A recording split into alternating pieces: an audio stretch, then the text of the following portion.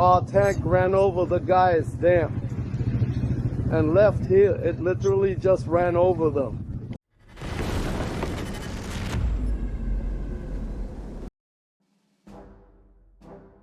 Ukraine's defense forces struck a Russian headquarters in the occupied city of Selydove, Donetsk Oblast, journalist Denis Kazansky reported.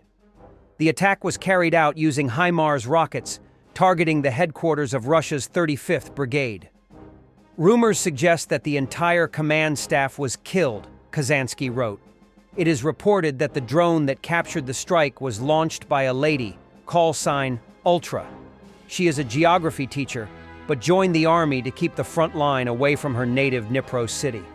A video allegedly showing the strike on the Russian command post has surfaced online. Among those who shared the footage was Andriy Kovalenko, head of Ukraine's National Security and Defense Council's Center for Countering Disinformation. The drone-captured footage shows a massive explosion, thick smoke, and a crater at the strike site.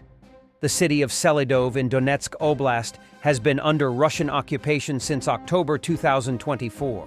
Russian forces had attempted to capture the settlement for several months before taking control. Also, in Russian-occupied Selydove, a Russian tank crushed a car with Russian soldiers for no reason whatsoever and drove away. Our tank drove over the guys and got the fuck out of there. Guys are killed. No wonder Russia is running out of North Koreans, and not just them. At the post on the side bridge of Selydovsky, our tank ran over the guys, damn, and left here. It literally just ran over them. The guys are 200. The tank went over like this and took off. Total mess. Number here.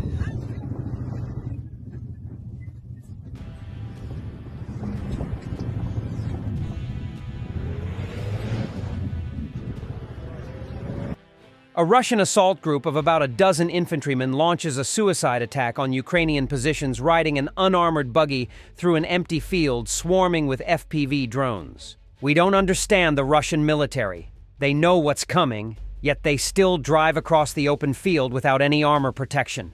A death wish? A death cult? Desperation? Incompetence? You name it. Russian electronic warfare once again proved its effectiveness.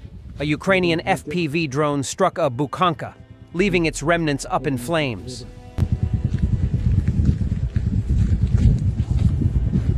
Вот он прилетел. Все, вот и остатки рыбы.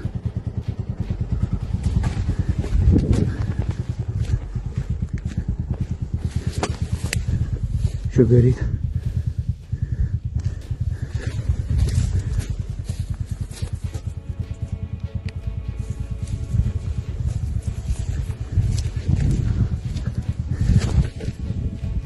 A huge amount of destroyed Russian equipment of various types on the side of one of hundreds of roads of death in Donetsk region. The graveyard of Russian scrap metal was filmed by a Russian soldier passing along the road. The total number of destroyed vehicles on this short stretch of road is 90 units. Russian forces continue to suffer heavy losses in Donetsk as Ukraine's defense remains steadfast. Recent reports indicate that Moscow's troops are sustaining significant casualties in their attempts to advance, particularly in areas near Avdiivka and Marinka. Despite relentless assaults, Russian units are struggling against well-fortified Ukrainian positions, resulting in staggering personnel and equipment losses. Ukrainian military officials report that Russian attacks often resemble Soviet-era human wave tactics, with troops sent forward in poorly coordinated assaults. These offensives, lacking sufficient armor support, are proving disastrous. Russian infantry frequently moves across open fields, making them easy targets for Ukrainian artillery, drones, and precision-guided munitions. The high casualty rate raises questions about both the strategic competence of Russian commanders and the availability of fresh troops to sustain such losses. Reports suggest that elite Russian units, including airborne and special forces, have been severely depleted after months of grinding combat. Many newly deployed soldiers are reportedly poorly trained and lack adequate equipment, leading to increasingly ineffective assaults. Meanwhile, Ukrainian forces, utilizing advanced Western-supplied weaponry, continue to repel Russian advances while inflicting heavy damage on enemy logistics and command structures. Despite these losses, Russia persists with its offensive operations, relying on sheer numbers and a disregard for human life. However, Ukrainian resilience and tactical superiority ensure that Russian forces continue to pay a high price for every inch of contested ground in Donetsk. Lithuania, Latvia, and Estonia began the process of disconnecting their power systems from the joint grid with Russia and Belarus on the morning of February 8th. Although Lithuania, Latvia, and Estonia have not purchased electricity from Russia and Belarus for years, they were still part of Russia's IPS/UPS system, where frequency regulation was centralized in Moscow. According to a representative of Lithuania's grid operator Litgrid, Lithuania was the first of the three Baltic states to start the disconnection process at around 6 a.m. Kiev time, with Latvia and Estonia following a few hours later.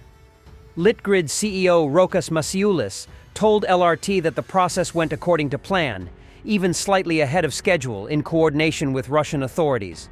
The disconnection was carried out in stages. The first transmission line to Russia was switched off, followed by a second 10 to 15 minutes later, and a third after another similar interval. About half an hour later, the Belarusian line was disconnected, and by 7:43 a.m., Lithuania had fully cut its lines to both Kaliningrad and Belarus. Following the disconnection, an isolated operation test will be conducted, lasting until Sunday. During this test, operators from the three Baltic states, Litgrid, Latvia's AST, and Estonia's Elering, will independently manage system frequency and assess resilience to potential disruptions. During the isolated operation, electricity will be generated by local power plants. After the test concludes on Sunday afternoon, the Baltic states will connect to Poland and the wider synchronous zone of continental Europe via the Litpol Link interconnector. The physical dismantling of power lines to Russia and Belarus will begin later. Baltic grid operators first applied for connection to Europe's continental power network in 2007. The desynchronization process, which took nearly 20 years, will be completed once Estonia, Latvia, and Lithuania formally notify Russia and Belarus that they will no longer operate within the shared synchronous zone starting from the new annual period. Previously, power transmission system operators from Lithuania, Latvia, and Estonia, Litgrid, Augst, Sprieguma-Tickles, and Elering, signed an agreement on managing the Baltic region's power system. The disconnection from Russia and Belarus marks a major milestone in the €1.6 billion project, three-quarters of which was funded by the European Union. The preparation for desynchronization spanned nearly 2 decades. The Baltic states have not imported electricity from Russia since May 2022. Ukraine disconnected its power grid from Russia on February 24, 2022. The transition to an isolated mode was initially planned as an experiment, but became permanent due to Russia's full-scale invasion. Just 3 weeks later, Ukraine joined the ENTSOE power system, allowing it to begin electricity trade with the European Union. Thanks for watching, and don't forget to subscribe. Also, if you want to support Warthog Defense, please become our member and get early access to new videos, exclusive members-only videos, and become administrator in comment section. The membership link is in the description. Rescues every day. We had a guy last week at 6 rescues in 6 days. You know, he's doing the job every day.